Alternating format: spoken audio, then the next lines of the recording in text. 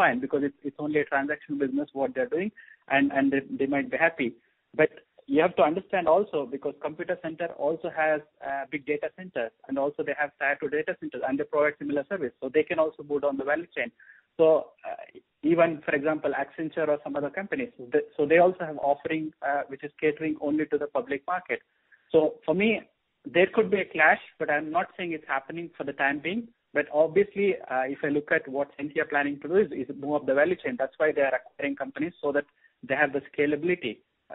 So if they reach an employee strength of maybe 1,000 or 1,500, so they have to move up the value chain, which may be targeting medium enterprises, and that's where the clash comes in.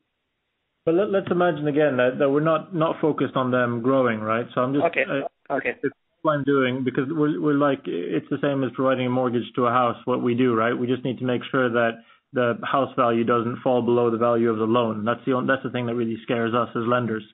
So, if the equity story here doesn't really play out, it doesn't really matter to us. So the question for us becomes, if I am providing managed services to a relatively large business these guys, Sentia doesn't really focus on SMEs. They're focused on slightly larger companies, as we understand it, whereas we've had it explained to us. So the question then becomes, how easy is it to dislodge an existing managed services provider if there is increased competition in the space? Because it seems that if I am, one of their customers is ING, for example, the bank.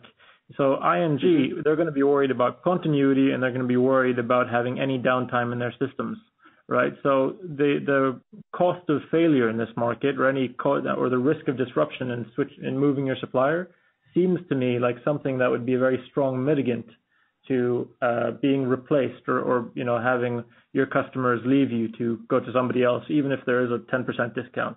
What do you think? So when we talk about managed business continuity, I think we need to understand the complete managed infrastructure services, which involve hosting, which involves application deployment, which involves application monitoring, which involves ITSM. So what Sentia is trying to provide is only one aspect of the whole managed infrastructure. So the difficulty is that if a big player comes in, he will say, I will provide end-to-end services. So the Sentia will not have any clear differentiator. So even though it might be expensive to go with another big player, so Sentia cannot say business continuity is going to be critical, because Sentia is not providing application development. They are not re-engineering the applications. So the applications are going to change every day. So if a big player is saying, okay, I'm developing the application, I'm providing the reliability, so he's going to manage the complete aspect of deployment, but also the business continuity. And that's where the challenge comes in, because if you're remaining very low and if you're only focusing on business continuity, that's really not a value proposition.